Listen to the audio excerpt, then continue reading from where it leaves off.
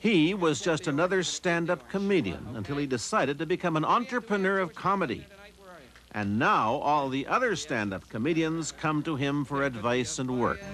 His story next on The Secret of My Success. This is the age of the stand-up comedian, isn't it? Comedy clubs are springing up all over this country, mostly in dark basements, but sometimes in more glamorous surroundings. And they've got names like Hungry Eye and Comedy Club and Improv and Yuk Yuks.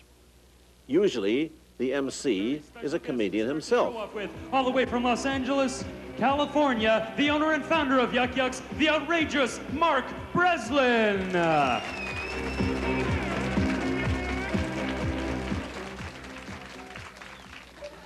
So it's nice to see everybody here tonight. We got all kinds of people. Oh, we got blonde in the front. Hi. Hi.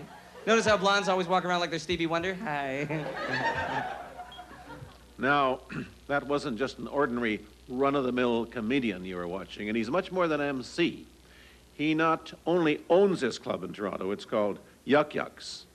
He operates 16, 14 in Canada, and 2 more in the United States, the largest chain of comedy clubs in the world. I guess you could say that Mark Breslin is the Colonel Sanders of stand-up comedy. Mark Breslin's a Canadian phenomenon, an entrepreneur of shtick. Besides being a club owner and a franchisor, he's also a booking agent. The comics who work through Yuk Yuks here must book all their engagements through his talent agency. He's called it Funny Business, and he gets 15% of the take. He's got more than 100 of these clients, and some of them appear on big-time television. Breslin's a jack of all comedy. He has published a magazine, The Heckler.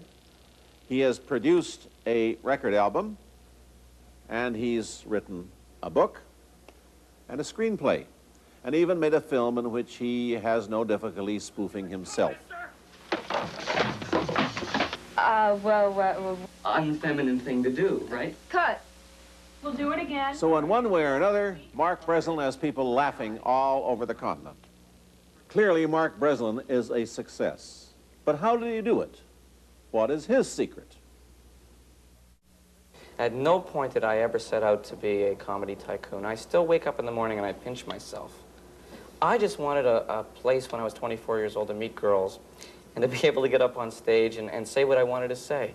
Some of which might be funny, and other stuff would just be shocking, just because I thought it was funny to be in an adversarial relationship with my culture and with my audience.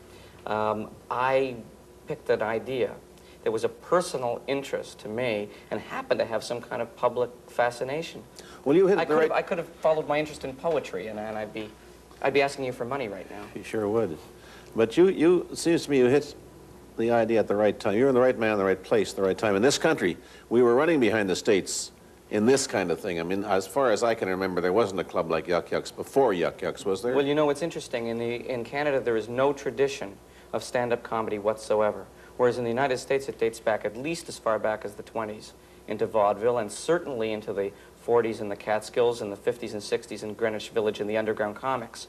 But outside of David Steinberg, who had to leave out of Winnipeg, the only tradition we have in stand-up in this country is that bucolic, rural tradition of people like Don Herron and Nestor Pister, Dave Broadfoot, the Air Farce.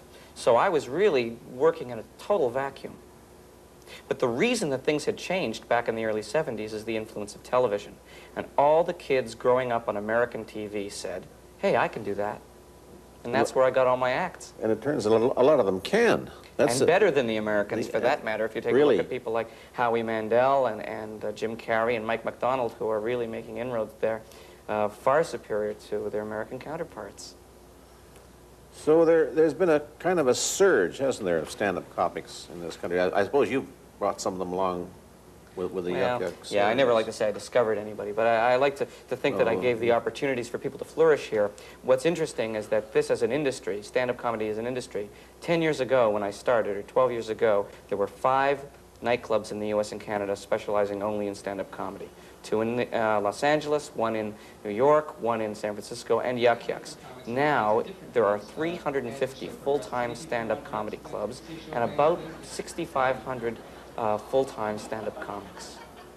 How did this, why? What's the reason for this? There could be a lot of reasons. I've always said that, and I've always believed that stand-up comedy is the rock and roll of the 80s.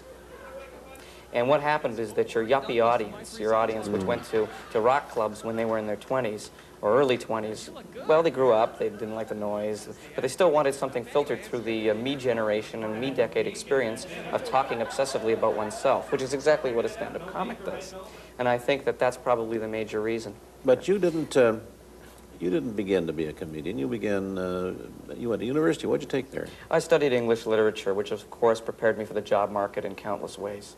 Sure I could have been yeah. a dishwasher, a cab driver, or I could teach. None of these things really appealed to me. I had kind of a vague notion I would write, whatever that means. Were you the class clown No, at school? Never. I was the guy who would critique the class clown.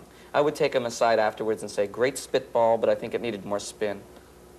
So there's nothing in your childhood, there's nothing in your background that would indicate to somebody then what you were going to do? Well, I always had a desperate need for attention. Well, as most comics do. And the reason for that is I was born very late in my parents' lives. My mother had me when she was 44 years old. My father was 55. I was a late baby. My sisters were 19 and 23 years older than myself, respectively. So I got a tremendous amount of spotlight and focus. When I entered my adolescence, of course, I didn't have that same amount of attention, and something seemed lacking. The second I stepped on a stage, many years later, all of a sudden the heavens opened up. And it seemed to me as a kind of way of recapturing my golden years of that incredible amount of attention. I also have a genetic predisposition towards performance. My mother was an actress in the old Yiddish theater. Of course, I never knew that when I was growing up.